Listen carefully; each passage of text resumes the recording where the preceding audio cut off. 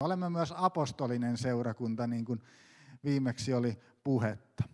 Tuolla maailmalla, kun on ollut, ja siellä on kaikenlaista hengellistä liikehdintää tuolla maailmalla paljon enemmän kuin täällä Suomessa. Suomi on tämmöinen, minä pidän Suomea tämmöisenä hyvin turvallisena maana hengellisestikin, että meillä ei ole niin paljon kaikkia virtauksia tullut tuolta maailmalta, eikä niin paljon kaikkia painotuksia, mihin tuolla maailmalla törmää, että siellä on monenlaista yksityiskohtaa, mitä lähdetään painottamaan, ja monien yksityiskohtien ympärille syntyy koulukuntia ja omia seurakuntia sitten tämmöisten yksittäisten painotusten kohdalla. Ja siellä yksi tämmöinen ilmiö oli, että siellä oli vähän niin kuin jopa tämmöistä kärhämää, että kumpi nyt sitten on parempi, onko tämä apostolinen vai tämä tämmöinen profeetallinen, kumpi on enemmän tätä päivää, niin vähän niin kuin kilpailua, että kumpi on parempi. Ja tämähän ei ole tervettä, mutta seurakunta on siitä hieno asia, että kun meillä on seurakunta, terve, Jumalan sanan perustukselle, sille oikealle perustukselle rakentuva seurakunta, niin sinne mahtuu tämä kaikki. Sinne mahtuu apostolisuus, sinne mahtuu profeetallisuus, ja sen oikeastaan kuuluukin siellä olla, niin kuin jo viimeksi esiin sitä toin. Ja me voitaisiin tähän alkuun lukea jälleen tämä Raamatun paikka, mihin nämä opetukseni on halunnut pohjata, eli se on sieltä Efesolaiskirjeen 2. luvusta.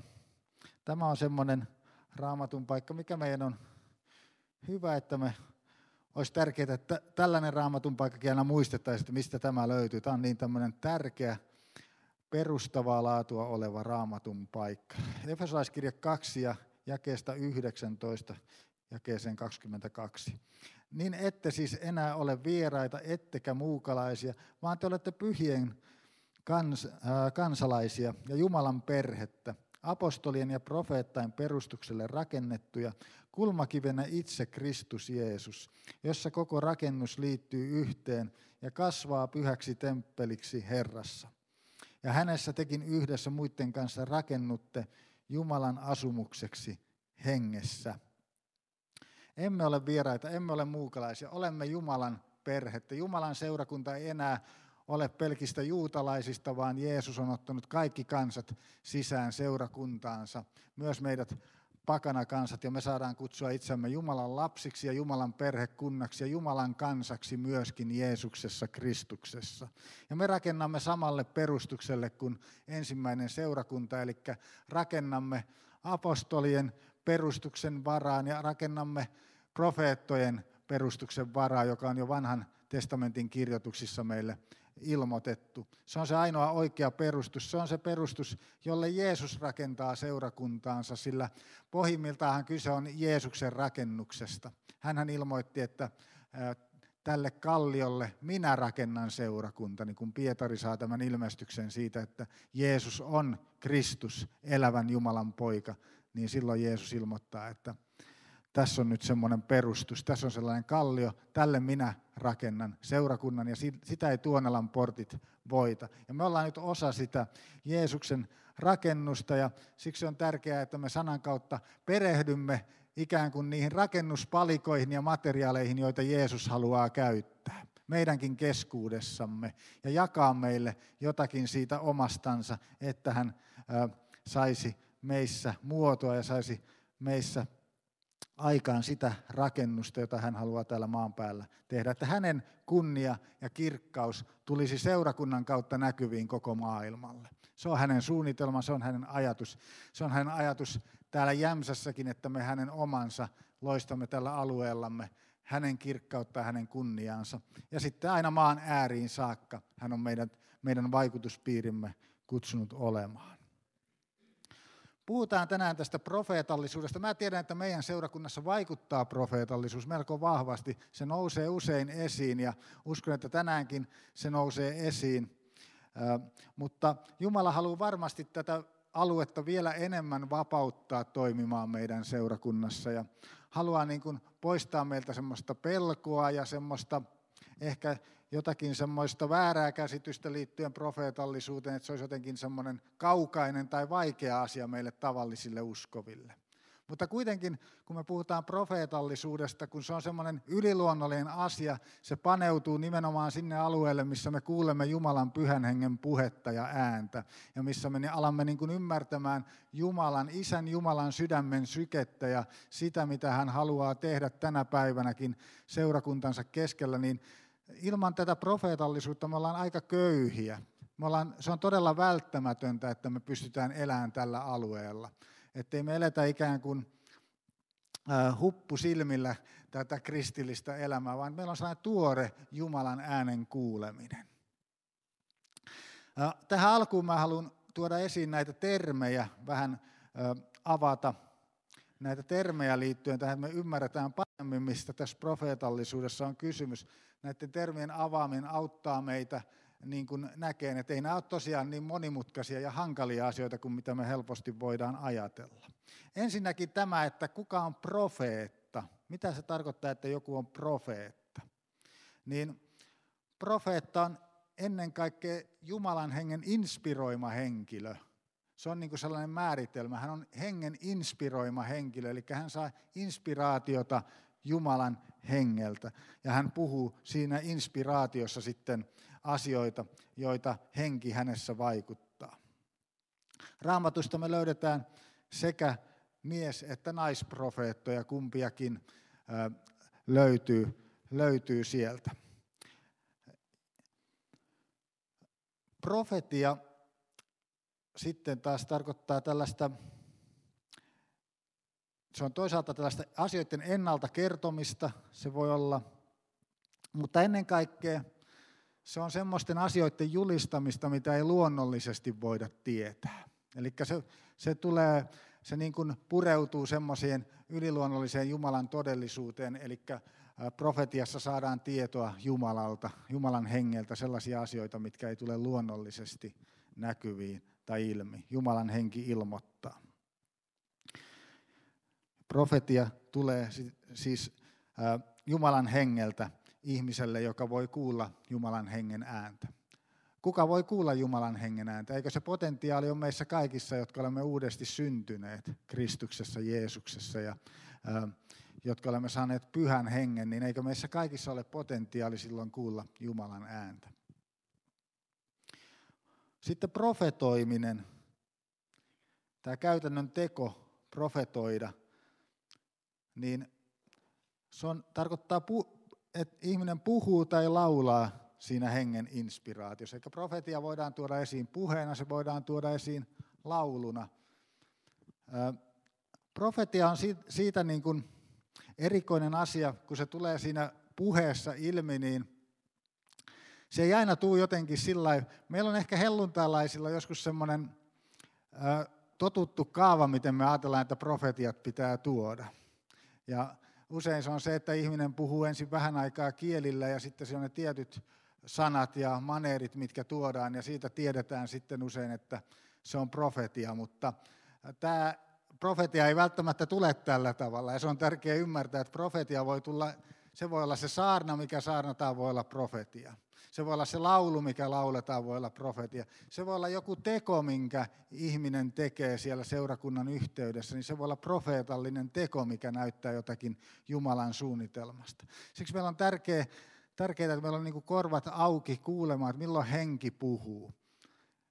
Koska se voi tulla joskus sillekin ihmiselle, kuka profetoi, niin ei välttämättä ymmärrä, että hän profetoi. Hän puhuu niin kuin yhtäkkiä tulee sellainen hetki, milloin hän siirtyy sille kanavalle. Hän voi puhua ihan semmoista tavallista, hyvää puhetta vaikka Raamatusta, mutta yhtäkkiä se muuttuu se puhe ja mennään sinne hengen ilmoituksen kanavalle, missä Jumalan henki alkaa käyttää sitä ihmistä. Ja tämä voi tapahtua käytännössä kenelle tahansa Jumalan hengen täyttämälle ihmiselle. Me voimme kaikki profetoida pyhässä hengessä. Se voi olla tämmöinen lyhyt viesti, mutta se voi olla myös saarna, opetus, laulu ja niin edelleen. Ja profetia ei ainoastaan ole tulevien asioiden ennustamista, niin kuin helposti voidaan myös ajatella, että se aina liittyy johonkin tulevaan, vaan se on sitä Jumalan sydämen ilmaisemista tässä hetkessä. Se tuo esiin se, että mihin Jumala nyt liikkuu, mitä hän tekee tässä tilanteessa. se pureutuu Jumalan sydämeen ja Jumalan ajatuksiin. Eli se profeetallinen todellisuus on aina läsnä seurakunnan keskellä ja me voidaan Jumalan hengessä niin kuin saada siitä kiinni niin, että aina kun me ollaan koolla yhdessä, niin Jumala avaa meille sydäntä ja avaa ajatuksiaan meitä kohtaan ja me saamme ottaa sitä sitten vastaan seurakuntana.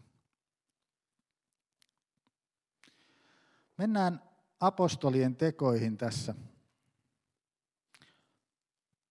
lukuun 19.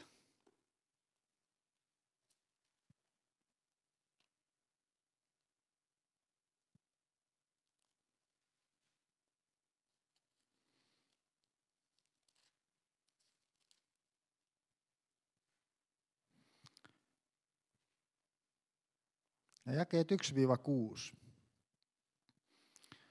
Kun Apollos oli Korintossa, tuli Paavali kuljettua läpi ylämaakuntien Efesoon ja tapasi siellä muutamia opetuslapsia. Ja hän sanoi heille, saitteko Pyhän Hengen silloin, kun te tulitte uskoon? Niin he sanoivat hänelle, emme ole edes kuulleet, että Pyhää Henkeä on olemassakaan. Ja hän sanoi, millä kasteella te sitten olette kastetut? He vastasivat Johanneksen kasteella. Niin Paavali sanoi, Johannes kastoi parannuksen kasteella, kehottaen kansaa uskomaan häneen, joka oli tuleva hänen jälkeensä. Se on Jeesukseen. Sen kuultuaan he ottivat kasteen Herran Jeesuksen nimeen.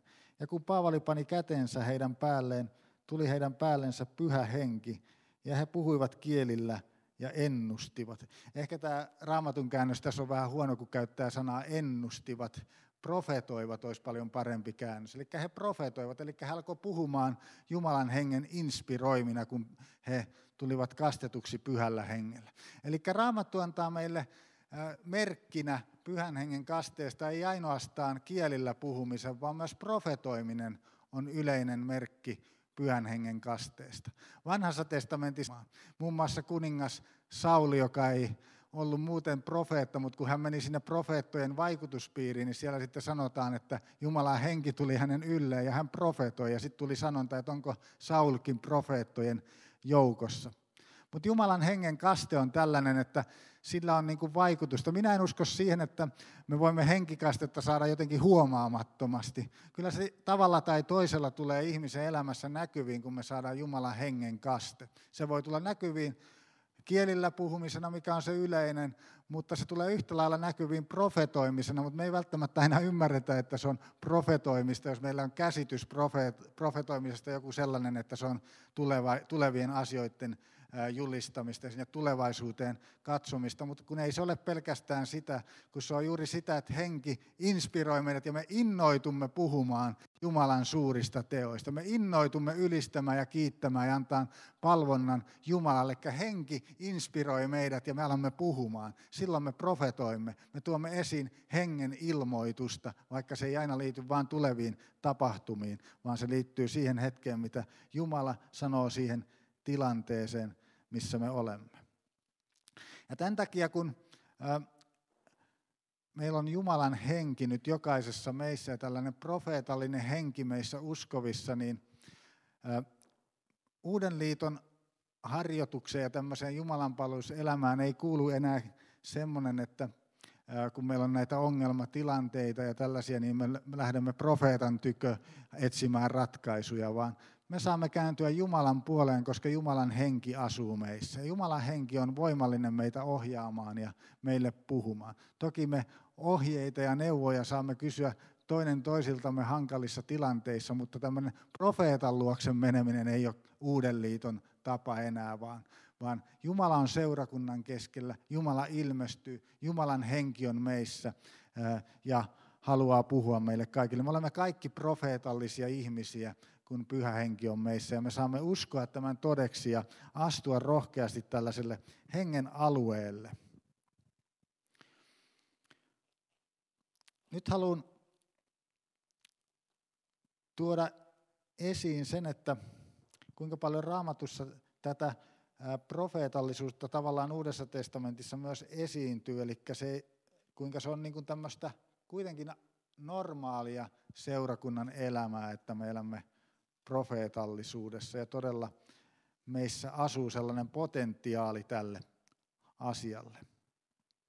Apostolien teot luku 13, jakeet 1-3.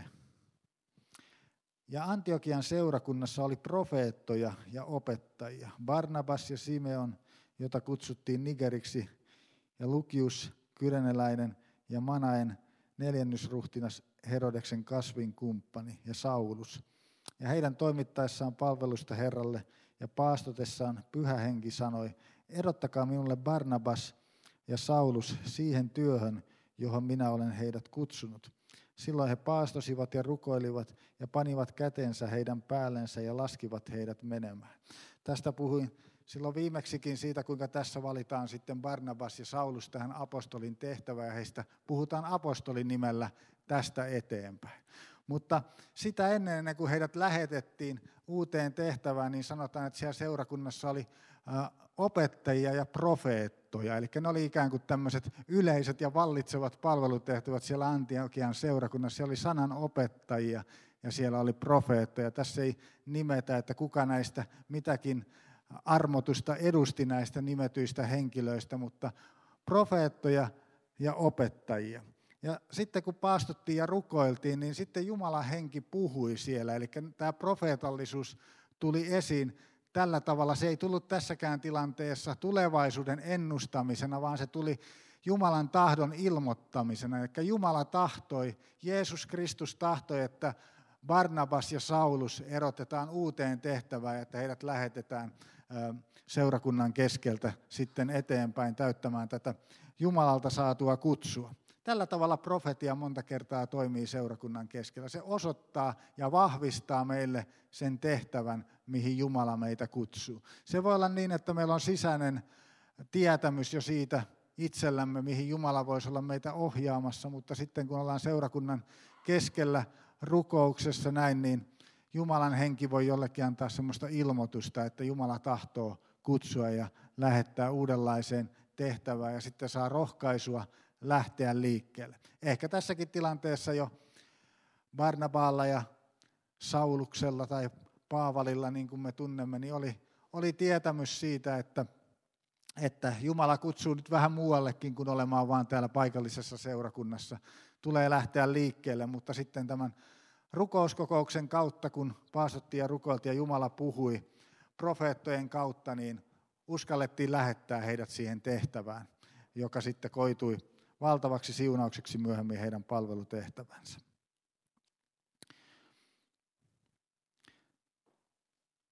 Mä uskon, että tämä profeetallisuus, ehkä jotkut spekuloi sitä, että ehkä tämä Barnabas oli niin kuin profeettana toiminut siellä aikaisemmin erityisesti, niin ei välttämättä tällainen profeetallisuus koskaan hänenkään elämästä varmastikaan mihinkään hävinnyt, vaikka hän lähti apostolina sitten eteenpäin, vaan hän sai sen lahjan kanssa sitten toimia Jumalan lähetettynä siellä. Ja niin kuin me nähdään Raamatussa, niin tämä profeetallisuus oli hyvin ilmeistä myös monien apostolien elämässä. Jos me ajatellaan apostoli Johannesta, joka ilmestyskirjan on muun muassa kirjoittanut, sehän on profetiaa koko kirja. Ja sitten apostoli Paavalinkin puheissa ja kirjoituksissa ja kokemuksissa, mitä hän sai Jumalalta, niin tulee esiin se, että hän oli hyvin profeetallinen henkilö. Eli kun me eletään Pyhän Hengen alueella, niin me ollaan profeetallisia henkilöitä enemmän tai vähemmän, vaikkei meitä välttämättä sillä nimikkeellä kutsuta. Tämä on semmoinen vaikea asia meidän ajan seurakunnille, nämä tämmöiset asiat, kun me puhutaan apostoleista ja profeetoista, niin ne on vaikeita asioita meidän niin kuin ikään kuin hyväksyä ja ottaa vastaan, että me uskallettaisiin niitä nimikkeitä käyttää. Ymmärrän sen, koska on paljon väärinkäytöksiäkin ollut näillä nimikkeillä ja paljon vahinkoa tullut näiden nimikkeiden kautta, mutta meidän täytyisi jotenkin löytää sellainen jumalallinen tie tässä, koska nämä on Jumalan tahdonmukaisia asioita ja erittäin raamatullisia, erittäin uusitestamentillisia asioita. Että jos mä ajattelen vaikka pastorin tehtävää ja virkaa, niin pastoreista puhutaan Uudessa testamentissa todella paljon vähemmän kuin profeetoista ja apostoleista. Niin sillä meillä on tämä painotus mennyt vähän erilaiseksi, mutta Jumala varmasti haluaa ohjaa meille niin kuin viisaan ja oikeanlaisen tien, että me voitaisiin niin kuin tämmöisetkin armotukset jotenkin löytää ja tunnustaa ja ottaa vastaan seurakunnan keskellä oikealla tavalla. Nämä mitkään Jumalan antamat armoitukset ja palvelutehtävät, niin nehän ei ole semmoisia asioita, mistä kukaan ihminen voi ylpeillä. Nehän tulee armosta Jumala meille antaa, eikä Jumala anna jollekin ihmiselle lahjaa sen tähden, että hän olisi parempi uskovainen kuin joku muu. Siinä on Jumalan salaisuus, Jumalan valinta, mitä ihminen ei voi täysin ymmärtää. Toki me voidaan uskovina vaikuttaa siihen, mihin Jumala meitä vie meidän antautumisellamme myös. Kun me antaudumme Pyhän Hengen käyttöön ja me heittäydymme Jeesuksen varaan ja alamme etsimään hänen kasvojaan, niin tottahan se on, että Jumala voitelee meitä ja armottaa meitä. Ja monet kutsumukset valitettavasti menee ohi sen kautta, kun ihminen ei vastaa Jumalan kutsuun, vaan haluaa kulkea omaa tietään, niin monet hyvät kutsumukset, mitä Jumala olisi tarkoittanut, niin jää elämättä valitettavasti tässä ajassa. Meillä on se oma osuus vastata Jumalan kutsuun ja lähteä etsimään Jumalan tahtoa ja hänen läsnäoloa elämäämme, niin Jumalan lahjat aktivoituu meidän elämässä toimintaan. Profeetallisuuskin on sellainen alue, että yleensä se toimii paremmin sellaisen ihmisen kanssa, kuka on asettanut elämänsä etsimään Jumalan läsnäoloa ja hänen kasvua. Niin hän elää siinä Jumalan hengen vaikutuksessa ja kun hän tulee seurakunnan keskelle, niin hänellä on usein joku asia siellä sydämellä, jonka hän voi sitten jakaa. Tai ainakin jos ei ole siinä hetkessä vielä, niin hän on herkkä sille Jumalan innotukselle, että kun hän tulee sinne Pyhän Hengen vaikutuksen ilmapiiriin, niin hän alkaa kuullakin Jumalan ääntä ja hän saa jotakin annettavaa seurakunnalle. Eli kutsumukset on todellisia, mutta meidänkin osuus on siinä tärkeää, että me haluamme niin kuin sydämestämme rakastaa Jeesusta ja etsiä hänen läsnäoloa elämäämme, niin hän käyttää meitä ja voitelee meitä haluamiinsa tehtäviin. Ensimmäinen korintolaiskirjan luku 12.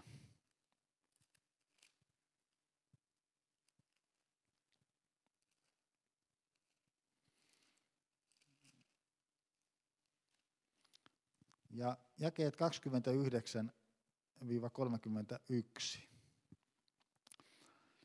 Eivät suinkaan kaikki ole apostoleja, eivät kaikki profeettoja, eivät kaikki opettajia, eivät hän kaikki tee voimallisia tekoja. Eihän kaikilla ole parantamisen armolahjoja, eivät hän kaikki puhu kielillä, eivät hän kaikki kykene niitä selittämään.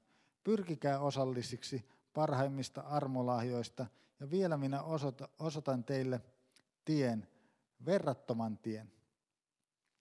Apostoli tuo selkeästi tässä esiin, että ei kaikki ole toki samanlaisia seurakunnassa, eikä kaikilla ole samoja kutsumuksia. Meidän kutsumus tulee ilmi todella siitä, kun me aktiivisesti etsimme Jumalan kasvoja. Mutta kuitenkin kehotus samaan aikaan on pyrkimään osallisiksi näistä armolahjoista, pyrkimään osallisiksi hengen lahjoista. Ei olla niin kuin passiivinen ja välinpitämätön sen asian suhteen, että Jumala antaa, jos hän tahtoo. Sekin on osittain totta, mutta kuitenkin meillä saa olla sellainen palava pyrkimys Jumalan yhteyteen ja saada hänen henkensä vaikutusta omaan elämäämme.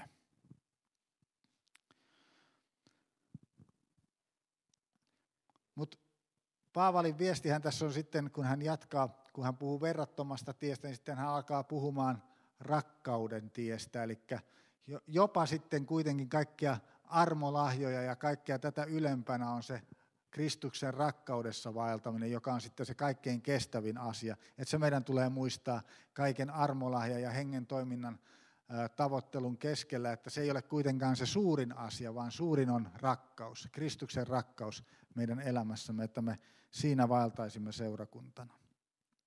Mutta sitten Paavali jatkaa täällä ensimmäisen korintolaiskirjan luvussa 14, jakeissa 1-5. Tavoitelkaa rakkautta ja pyrkikää saamaan hengellisiä lahjoja, mutta varsinkin profetoimisen lahjaa, sillä kielillä puhuva ei puhu ihmisille, vaan Jumalalle. Ei häntä näet kukaan ymmärrä, sillä hän puhuu salaisuuksia hengessä. mutta profetoiva puhuu ihmisille rakennukseksi ja kehotukseksi ja lohdutukseksi. Kielillä puhuva rakentaa itseään, mutta profetoiva rakentaa seurakuntaa. Soisin teidän kaikkien puhuvan kielillä, mutta vielä mieluummin soisin teidän profetoivan, sillä profetoiva on suurempi kuin kielillä puhuva, ellei tämä samalla selitä niin, että seurakunta siitä rakentuu. Eli Paavalin opetuksen mukaan oli erityisen tavoiteltavaa tavoitella profetian lahjoja ja päästä sinne profeetalliselle alueelle hengessä. Me saadaan niitä pyytää, me saadaan sitä etsiä omaan elämäämme ja yhdessä seurakunnan elämään, että profeetallisuus olisi enemmän ja enemmän esillä, niin silloin me kuljemme semmoisessa Jumalan sydämen sykkeessä ja Jumala antaa meille suuntaa ja Jumala antaa meille sellaisia ideoita hänen maailmastaan, jonka kautta seurakunta menee eteenpäin ja menestyy. Iloitsen siitä silloin, kun joskus tulee niitä hienoja hetkiä ja tilanteita, että huomaa, että olemme kuulleet Jumalalta ja olemme toimineet sen mukaan. Ja nyt saamme huomata, että Jumala siunaa meitä. Siitä syntyy valtava kiitosmieli, kun on rukouksessa etsitty Jumalaa ja sitten tulee joku ajatus, sellainen oikein niin kuin välähdys, että nythän me voitaisiin tehdä näin, että eikö tämä olisi niin kuin hyvä juttu. Ja se tulee Jumalan maailmasta, se on profeetallista todellisuutta, ja kun seurakunta lähtee siihen mukaan ja alkaa toteuttaa sitä, niin tulee menestys sille työlle, mitä tehdään. Monenlaisia asioita, ja ainahan me ei onnistuta kuulemaan jotenkin Jumalan ääntä täydellisesti, ja meitä saa lohduttaa se, että ei onnistuneet apostolitkaan siinä aina täydellisesti, vaan myös esimerkiksi Paavalilla, niin hänellä oli joskus kova into tehdä asioita, mitkä ei sitten kuitenkaan olleet Jumalan ensisijaisen suunnitelman mukaisia, ja sitten joskus Pyhä Henki joutui häntä estämään tekemästä asioita ja menemästä paikkaan. Eli joskus oli enemmän intoa heilläkin kuin taitoa. Että aina ei kaikki mennyt 100% Jumalan äänen kuulemisen kautta, mutta sitten Jumala armossaan ohjasi heitä oikealle tielle. Ja näin on meidänkin kohdalla, että me saadaan olla niin kuin rohkeita siinä, kun me teemme seurakuntatyötä ja teemme Jumalan valtakunnan työtä, niin me saadaan olla rohkeita menemään eteenpäin, sillä mä oon huomannut, että sitten kun on sellaisia asioita, mitkä vähän on noussut sieltä omasta innosta, niin ne aika nopeasti kuihtuu sitten kuitenkin pois. Eli ei niihin tule sellaista voimaa eikä sellaista armoa toteuttaa niitä sen pidemmälle, vaan se siihen väsyy ja siihen kyllästyy ja se häviää ikään kuin itsestään, mutta sitten kun se tulee Jumalan hengestä se idea, kun se tulee sieltä profetian hengestä se idea, niin sitten on siunaus, sitten on armo tehdä sitä työtä ja sitten on menestys siinä työssä ja silloin pitkäkestoinen hedelmä ja vaikutus sellaisella työllä. Tällä tavalla profeetallisuus toimii ja meitä kehotetaan ennen kaikkea tavoittelemaan tätä profeetallista aluetta. Otan pari paikkaa vielä apostolien teoista, missä meille mainitaan sitten Uudessa testamentissa ihan nimeltä muutama henkilö, jotka olivat profeettoja. Eli näitä löytyy täältä Uudesta testamentista useampia. Tässä on tämä tilanne, kun on annettu pakanaseurakunnille nämä käskyt ja asiat, mitä heidän tulee noudattaa, kun oli ollut siitä keskustelua, että pitääkö heidän noudattaa nyt Mooseksen lakia vai ei. Ja sitten kirjeitä lähetettiin seurakunnalle, sinne lähti delegaatio viemään ja sitten sanotaan näin, että kun he olivat sen lukeneet, iloitsivat he tästä lohdutuksesta. Juudas ja Siilas, jotka itsekin olivat profeettoja, kehoittivat veljiä monin sanoin ja vahvistivat veljiä. Siilas ja Juudas siellä olivat profeettoja ja heidän palvelutehtävä oli kehoittaa ja vahvistaa. Tämä on muun muassa myös sitä, mitä profeetallisuus tuo seurakunnan keskellä. Se tuo kehotusta ja se tuo vahvistusta, vaeltaa oikeaa tietä eteenpäin Jumalan tahdon mukaan. Sitten meiltä löytyy vielä yksi tämmöinen profeettahenkilö nimeltä Agabus apostolien teoista. 2 kertaa hänet mainitaan. Hän profetoi siellä muun muassa sitä, että nälänhätä tulee ja tulikin. Ja sitten hän profetoi sitä, kuinka Paavali sitten tulee joutumaan vangituksi. Agabus on molemmissa tilanteissa mukana. Hän löytyy pariin kertaan sieltä apostolien tekojen sivulta. Nimeltä mainittuja profeettoja. Kaikki, ketkä toimii profeetallisesti, eivät ole profeettoja, vaan on profetian lahja ja on tämä profeetan armotus. Mä koitan katsoa, että löydänkö mä tämän kohdan. Mun mielestä mä olin sen tähän merkinnyt. Ja joo, kyllä se tässä taitaa olla. Apostolien teot 21, jakeesta 8. Mutta seuraavana päivänä me lähdimme sieltä ja tulimme Kesareaan, jossa menimme evankelista Filippuksen tykö, joka oli yksi niistä 7, ja jäimme hänen tykönsä. Ja hänellä oli 4 tytärtä, neitsyttä, joilla oli profetoimisen lahja. Siellä me viivyimme useita päiviä.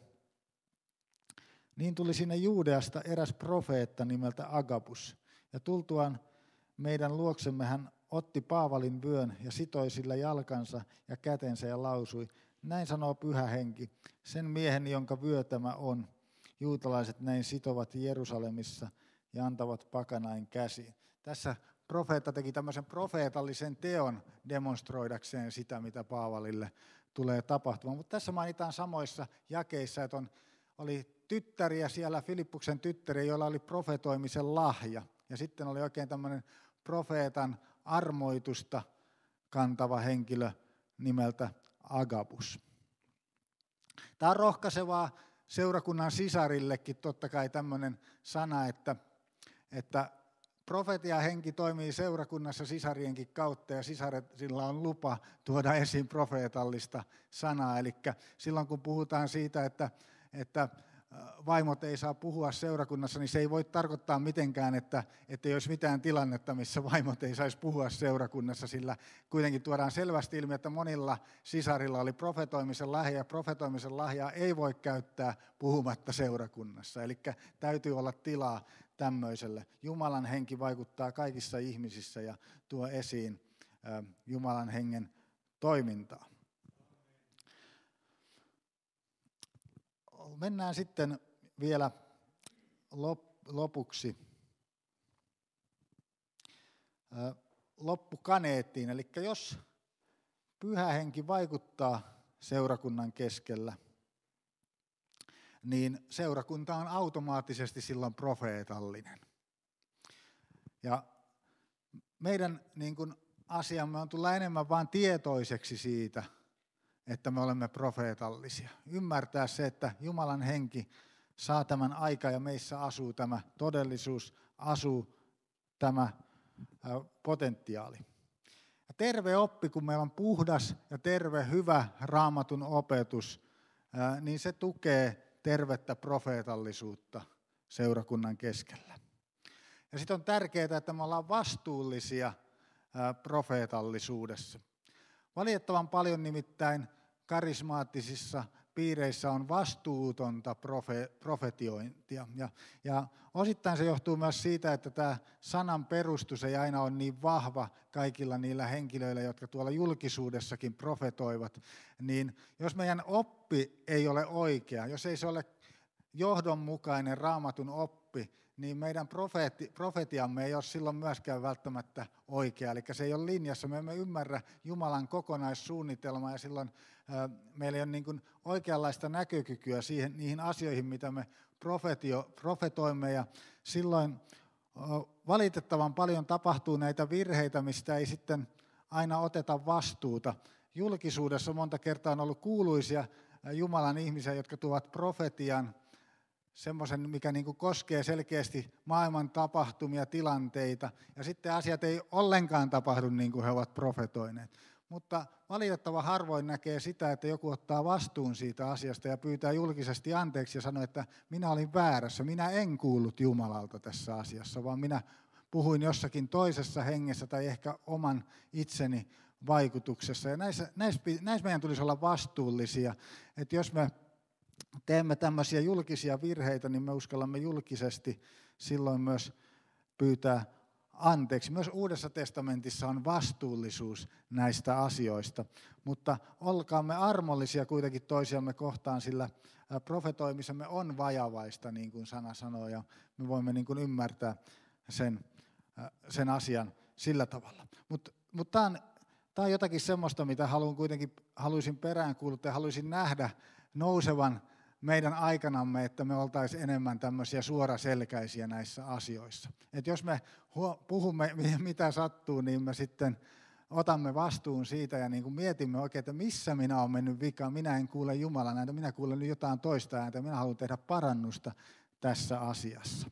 Olla vastuullinen siinä. Mutta kun meillä on hyvä sanan perustus ja me ymmärrämme niin kuin sen perusteella Jumalan suunnitelmaa, niin silloin yleensä ottaen meidän profetoimisemmekin pysyy oikeassa linjassa Jumalan tahdon kanssa ja näitä virheitä sattuu vähemmän. Mutta mä uskon, että Jumala haluaa todella aktivoida tätäkin osa-aluetta enemmän meidän seurakuntamme keskellä. Mä iloitsen siitä, että mä oon monta kertaa täällä kuullut, kuinka ihmiset profetoivat, eri ihmiset, ettei aina ole edes samat, vaan useammat ihmiset ovat täällä puhuneet profeetallisessa hengessä, ja ehkä et ole itse tiedostanutkaan sitä, kun olet niin tehnyt, mutta minä olen sen tiedostanut. Minä kuuntelen asioita aina sillä tavalla herkällä korvalla, en arvostellen, en tarkoita sitä, vaan sillä lailla, että haluan hengessä kuulla, mitä puhuu. Ja joskus oikein huomaa, kun nyt joku astuu semmoiselle kanavalle, missä Jumalan henki tuo ilmoitusta seurakunnalle. Ja siitä iloitsen, että tämä on todellisuutta meidän seurakunnan keskellä. Tässä lopuksi niin haluaisin, että mentäisiin hetkeksi rukoukseen. Rukoillaan tämän asian tiimoilta. Ja uskon, että Jumala haluaa tässä meille nyt jotakin antaa ja jakaa.